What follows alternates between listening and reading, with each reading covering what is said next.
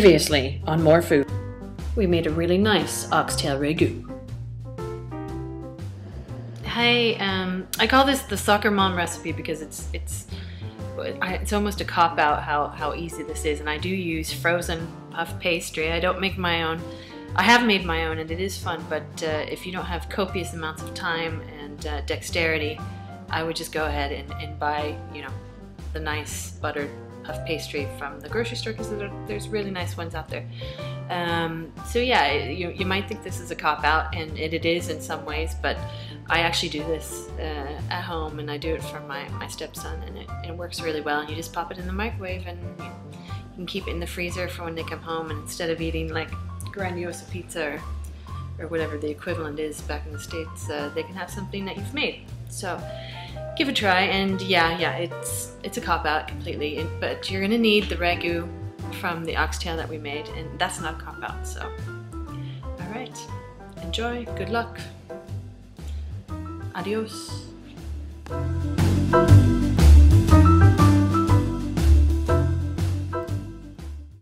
Okay, so now that we got all that going on, I'm just going to show you something that I like to do for my stepson, Walter. Hi, Walter.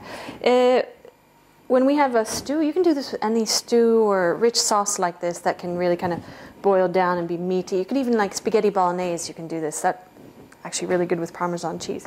But since we have this stewed down, what might be left from your ragu, or you don't have to make the ragu, you could just take the meat and do this. It's up to you.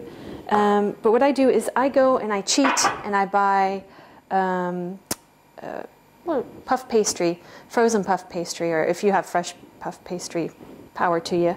But I know a lot of people have frozen. So I go and I get these little sheets, smørdig, and I'm just going to show you one because I don't want to go crazy here.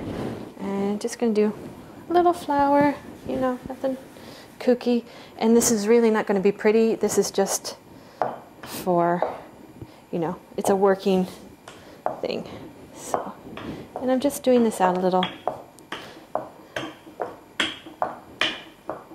And how big you make them is entirely up to you.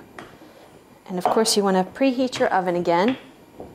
And I stick them in at 200 degrees Fahrenheit, or not Fahrenheit, Celsius. So I have to give you the equation for that, for the state. But come back here. I just out a little. See, I'm not a professional. Good enough. Bob's your uncle.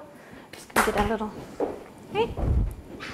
So, and really, you want to make sure you don't have too much juice in it, because then it's going to get pretty messy on you. But you want a little. And that's just what you have in your pot there. You don't need to do anything extra. But I mean, if you want to, because it's, you know, the kids, you could put a little slice of Parmesan cheese or something. I mean, it's up to you entirely. And then you just have an egg that you've beaten. You're just going to line the edges of your little pastry. And you want to make sure it's nice and beaten, or else you're like a good husband should be. And you fold over. Make little tweet.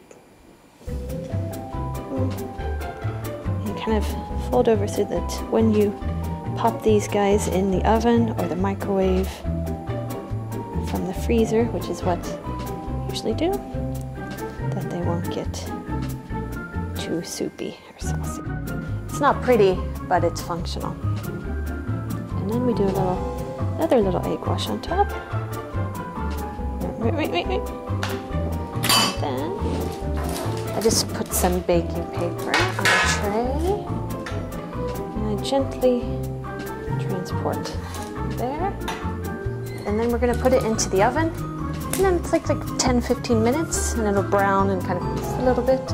And then when you take them out, you let them cool, and then you put them into the freezer in individual little plastic bags, and then the kids can come and take them out and stick them in the microwave, and yeah, nice little snack that you've made them. So That's it. That's the food porn shot.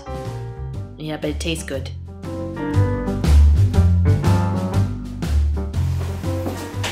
Riley's not on.